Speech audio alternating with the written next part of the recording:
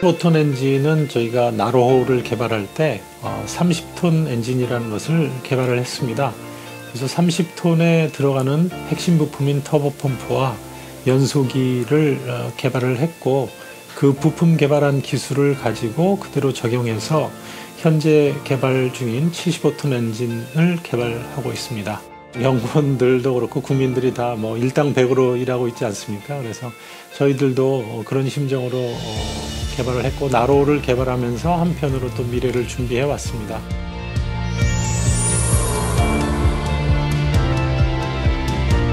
발사체를 만드는 데 있어서 주 엔진이라고 해서 큰 엔진이 이제 1단에 들어가는 엔진이 필요한 것이고, 주 엔진을 개발한다는 것은 그 나라의 자부심과 자긍심이라고 할 수 있습니다. 우리나라가 75톤을 엔진을 개발했다는 것은 중대형 엔진에 속하고 있고, 이 엔진을 보유한다는 것은 발사체를 독자 개발하고 독자 발사할 수 있는 그런 능력으로 들어섰다, 관문을 통과했다라고 보시면 되기 때문에 매우 의미 있는 사건이라고 말씀드릴 수 있습니다.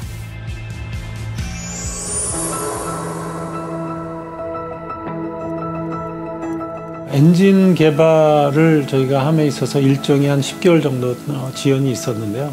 그 지연은 이제 연소 불안정 문제를 만났기 때문이고, 연소 불안정은 그 큰 엔진에, 특히 우리가 사용하는 케로신 계열, 추진제를 케로신 계열로 사용하는 엔진에는 반드시 만나는 것입니다. 그래서 우리가 이 어려운 문제였는데 10개월 정도, 굉장히 짧은 기간입니다. 다른 나라 같으면 2년 걸리는 경우도 있고 3년 걸리는 경우도 있는데, 짧은 기간 내에 우리 연구원들이 이 문제를 해결해서 빠른 시일 내에 엔진을 개발하는 것을 이루었다라고 말씀드릴 수 있고, 예를 들면 해외에 나가서 전문가들을 만나면 너희 연소 불안정 문제 어떻게 해결했냐. 이것은 공통적인 것이기 때문에 먼저 그것부터 물어봅니다. 그렇지만 그 어떻게 고쳤는지는 가르쳐주지 않습니다.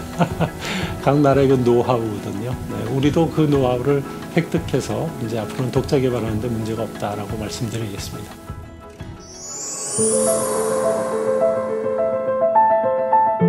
그 국내에 대형 설비가 없었기 때문에 뭐 러시아나 유럽, 미국 등의 시험 가능성 알아봤는데요.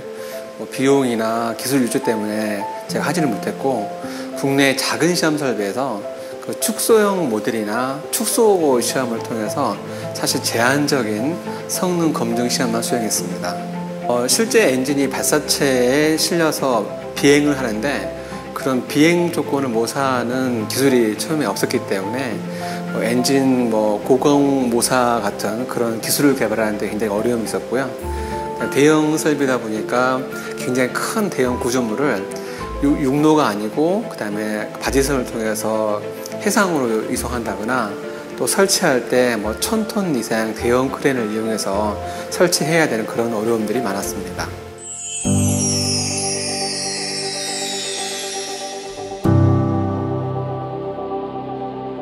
시험 발사체를 개발하면서 겪었던 것 중에는 그 엔진에서 발생하는 연소 불안정 그 부분하고 기체를 구성하고 있는 그 추진제 탱크 제작하는데 굉장히 어려운 점이 많았습니다. 그리고 추진제 탱크 같은 경우는 굉장히 얇습니다. 그 추진제 탱크라는 게 그것을 기계 가공하고 그 용접을 통해서 조립을 하는 과정에 그 기계 가공 공정이나 용접 공정을 안정화시키는데 굉장히 어려운 점이 많았었습니다. 한국형 발사체의 추진제 탱크 돔은 그 직경에 비해 두께가 매우 얇게 설계되어 있습니다. 3.5m에 달하는 직경에 비해서 가장 얇은 부분의 두께가 한 2mm 정도밖에 되지 않습니다. 그래서 제작하기가 매우 어려운데요. 가장 어려운 점은 컴퓨터 시뮬레이션을 할 수 없다는 점입니다. 수많은 시행착오를 통해서 스피닝 공정 개발을 수행하는 방법밖에는 없습니다. 저희 항공에서도 수십 장에 달하는 소재를 사용하여 시행착오를 거친 끝에 지금과 같은 안정적인 스피닝 공정 개발을 완료하게 되었습니다. 이게 사실 그 시험 발사체가 초기 계획 대비 약 10개월 정도 지연돼서 발사하는 걸로 이렇게 일정이 바뀌었습니다. 그 주요 이유 중에 하나가 이제 결국 추진제 탱크 개발이 늦었기 때문인데요. 그 저희가 첫 번째 개발 시대를 만들어서 시험을 하고 체계에 납품을 하고 났을 때, 이 어려운 과정을 겪어냈구나 하는 그런 성취감도 약간 들었지만, 사실 제일 크게 마음이 와닿았던 건 동료들에게 사업을 지연시켜서 굉장히 미안했는데 그 짐을 조금 들었다, 이런 생각이 들긴 했었습니다.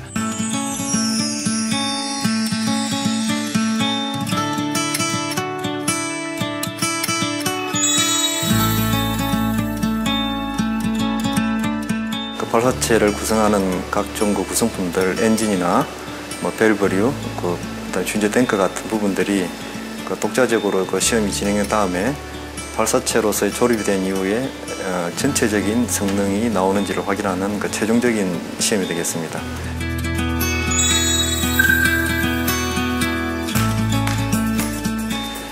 종합연소시험은 이제 발사체 개발에서 가장 난이도가 어렵고 위험한 시험으로 이제 판단이 되고 있습니다. 그래서 준비 과정에서도 과연 이 시험을 안전하게 수행할 수 있을지 여러 우려가 있었고, 저희들이 준비를 착실히 했습니다만은 시험을 책임지고 있는 저도 상당한 긴장을 했었고, 과연 시험이 성공적으로 될지 여러 가지 우려가 좀 있었습니다. 했는데 처음 해보는 거기 때문에. 그렇지만은 엔진 연소가 되고 아름다운 불꽃이 보이면서 그동안 준비해왔던 모든 고난들의 과정들이 참 제가 발사체 연구자로서의 보람을 느낄 수 있는 그런 순간이었다고 할 수 있겠습니다. 솔직히 짜릿하다 이런 느낌보다는 처음에 불이 딱 붙기 전까지는 너무 긴장했었습니다. 너무 긴장해서 과연 발사체가 잘 운용될 것인가라는 그 걱정 때문에 사실은 긴장을 굉장히 많이 했었고요. 불이 붙고 나서는 그냥 멍하니 있다가 불이 이제 다 꺼지고 나서 그때서야 이제 좀 기쁨을 느낄 수 있었던 것 같습니다. 3차 연소 시험이 이제 잘 아신 바와 같이 2시간 지연이 됐습니다. 그 시점이 발사 자동 절차를 들어가기 직전에 저희들이 조금 프로그램 문제로 지연이 됐었는데 돌아보면 참 지옥에 안 다니는 듯한 그런 심정이었습니다. 그렇지만은 하여튼 2시간 이후에 정상적으로 그 시험이 수행됐고 비로소 그 시험 발사를 위한 준비가 됐다는 그런 안도감을 많이 느낄 수 있었습니다.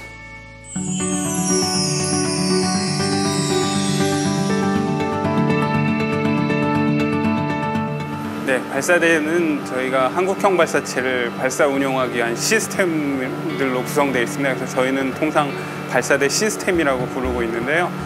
지상기계 설비라든가 추진행 공급 설비, 발사 관제 설비 등 총 30개 시스템으로 구성되어 있는 복잡한 설비라고 보실 수 있습니다. 일반 산업이라든가 IT, 용접 등 여러 가지 기술에서 세계적인 기술 수준을 자랑하고 있기 때문에 이런 기술들이 복합적으로 적용된 발사대도 다른 나라 발사장에 비해서 크게 뒤지지 않는다고 생각하고 있습니다. 특히나 저희에게 기술을 전수했던 러시아에서 저희 발사대를 가지고 자기네 발사체를 운용하는 것에 대해서 기술 같이 해보자는 그런 얘기도 있었을 정도로 저희 발사체가 세계적인 수준의 발사장이라고 생각하고 있습니다.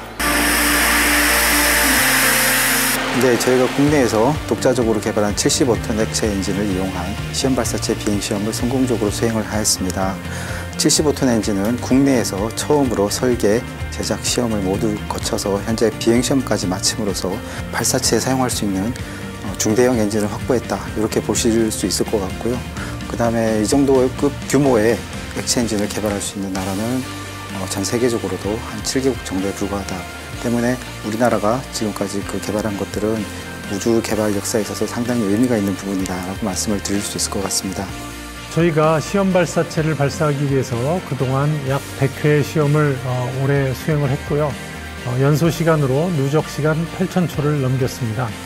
이제부터는 2021년에 발사될 누리호에 사용될 엔진, 75톤 엔진을 약 20기 정도 준비해야 합니다. 그래서 바쁜 일정으로 시험을 계속 진행할 예정입니다.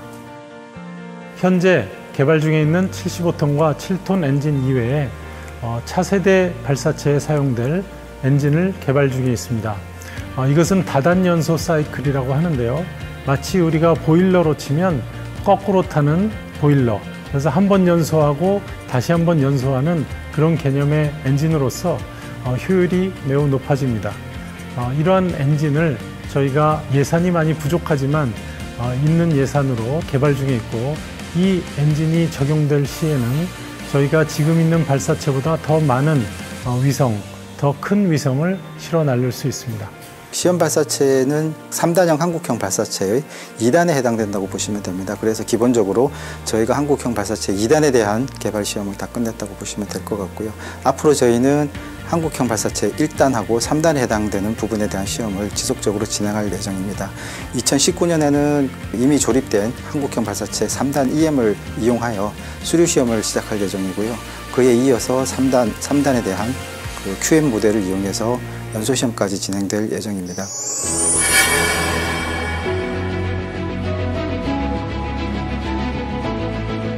저희 천리안 2AO의 발사 성공의 의미는 굉장히 큽니다. 저희가 그동안 이제 저궤도 위성을 개발하다가 국내 독자적으로 정지궤도 위성을 개발했는데, 그 소형 위성에서 중대형 위성급으로 저희가 위성을 사이즈도 커졌고 무게도 굉장히 커졌습니다. 이러한 의미는 저희가 그동안 개발한 설계 도면만 비교를 해도, 단순 수치만 비교를 해도 4배에서 6배 정도의 막대한 양의 어떤 도면이 나왔고, 또한 거기에 따른 하니스라든가 모든 작업량들이 최소 4배 이상의 어떤 업무량으로 인해 가지고 많은 연구원들이 고생을 많이 했습니다. 이러한 고생들이 결국은 많은 기술적인 데이터가 축적이 됐고, 이러한 데이터는 결국 우리가 흔히 얘기하는 소형차에서 중형 세단급의 어떤 그런 자동차를 만들 수 있는 기술로 도약을 했다, 이런 의미에서 굉장히 크다라고 볼 수가 있습니다. 천리안 2AO는 발사 이후에 약 2주간의 자체 엔진으로 궤도 전이를 실시하여서 정지 궤도에 안착을 하였습니다. 1월 20일경부터 우주기상과 기상탑재체의 성능 검증을 6개월간 완료하여 2019년 후반부터 우주기상과 기상서비스를 시작하게 됩니다. 현재 천리안 2B의 개발 현황을 보면 현재 위성 본체는 조립이 완료가 되어 있습니다. 그다음에 저희가 이제 조립하게 될 해양 탑재체, 환경 탑재체를 조립하게 되면 그 이후에는 발사 환경, 충격 시험, 그다음에 열진공 시험, 그다음에 전자파 환경 시험 등을 거쳐서 우주 발사 환경 시험을 모두 종료하게 되면 발사 준비를 하게 됩니다. 저희가 조립을 완료를 하고 발사 환경 시험을 모두 완료할 생각입니다.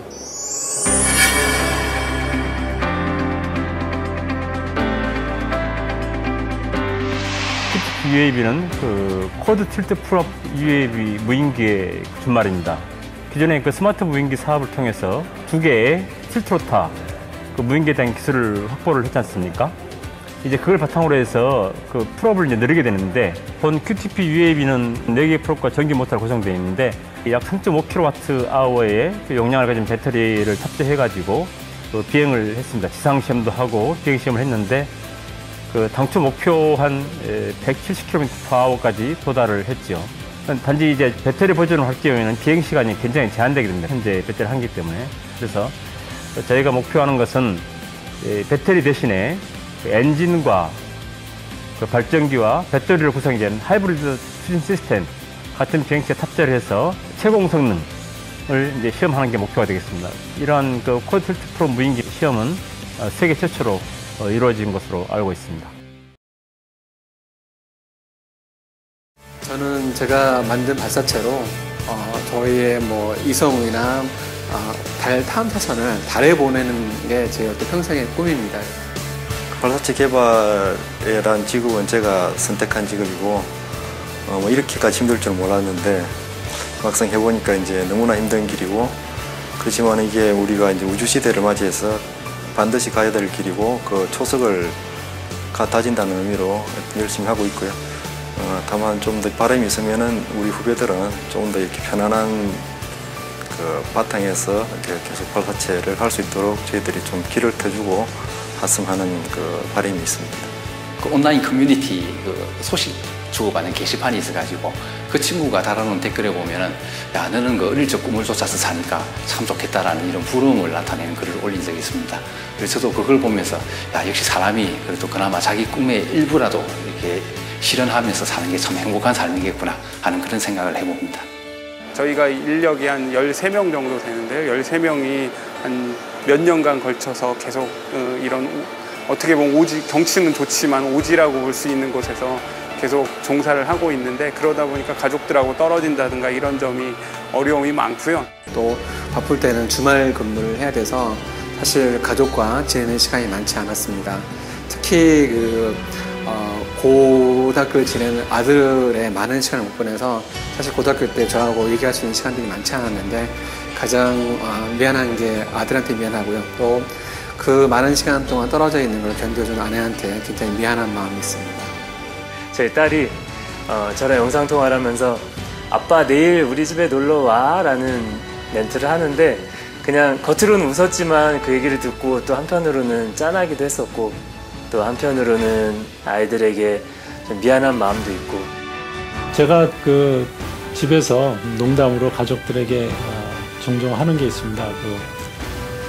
나는 로켓 사이언티스트다 그러면서 그러면 가족들이 앞에서는 좀 피식피식 웃지만 그래서 내심이 굉장히 뿌듯해하고 항상 저를 뒤에서 후원해주고 그럽니다. 그럴 때마다 제가 하는 자세로 보여드리겠습니다.